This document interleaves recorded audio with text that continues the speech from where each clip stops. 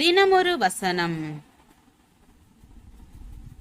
Mark 10வது அதிகாரம் வசனம் 43, 44. உங்களுக்குள்ளே அப்படி இருக்கலாகாது.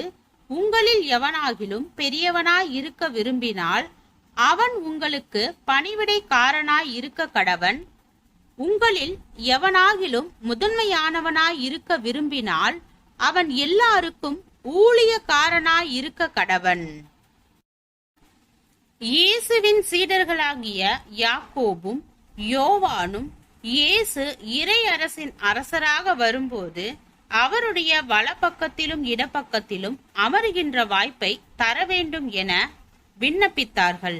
அரசனின் இடப்பக்கத்திலும் வலப்பக்கத்திலும் நெருக்கமாக அமருகின்றவர்கள் மிகுந்த மதிப்பிற்கும் மரியாதைக்கும் உரியவர்கள். மிகுந்த மரியாதையையும் மதிப்பையும் விரும்பி அந்தஸ்தான பதவியை நாடிய அவர்களின் மன விருப்பத்தை இயேசு ஆதரிக்கவில்லை. இயேசுவின் சீடர்கள் பிறருடைய மரியாதையையும் கௌரவத்தையும் பெறுவதை குறியாக கொள்ளக்கூடாது. எங்கு சென்றாலும் பலர் நடுவில் தாங்கள் பெரியவர்களாக மதிக்கப்பட வேண்டும் என்ற எண்ணத்தை கொண்டிருக்க கூடாது.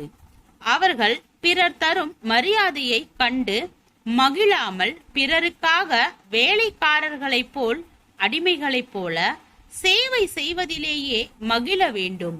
சிலருக்கு சபையாயினும் ஊழியமாயினும் அமைப்புகளாயினும் எங்கு சென்றாலும் பிறர் மதிக்கத்தக்க பதவி வேண்டும். அப்போதுதான் தீவிரமாக செயல்படுவார்கள். ஆனால் அதை தேவன் விரும்புவதில்லை.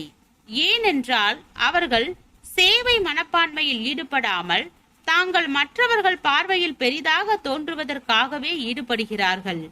ஆனால் பிறரின் மெச்சுதலையும் மரியாதையையும் பெற வேண்டும் என்ற மறைவான நோக்குடன் எவ்வளவுதான் தீவிரமாக இறைப்பணி செய்தாலும் தேவனிடமிருந்து பலன் கிட்டாது. மகிமையின் தேவன் நமக்காக அடிமையின் ரூபம் எடுத்து இந்த உலகத்தில் ஊழியம் செய்ய வந்தார். அவரின் சிந்தை கிறிஸ்தவனுக்கு வேண்டும். மற்றவர்களால் எனக்கு எவ்வளவு மரியாதை கிடைக்கும் என்பது அல்ல, மற்றவர்களுக்கு நான் எந்த அளவிற்கு சேவை செய்ய முடியும் என்ற எண்ணமே நமக்கு தேவை. ஆனால் தேவன் நம்மை அடிமைகளைப் போல வாழ விட்டு விடுவதில்லை.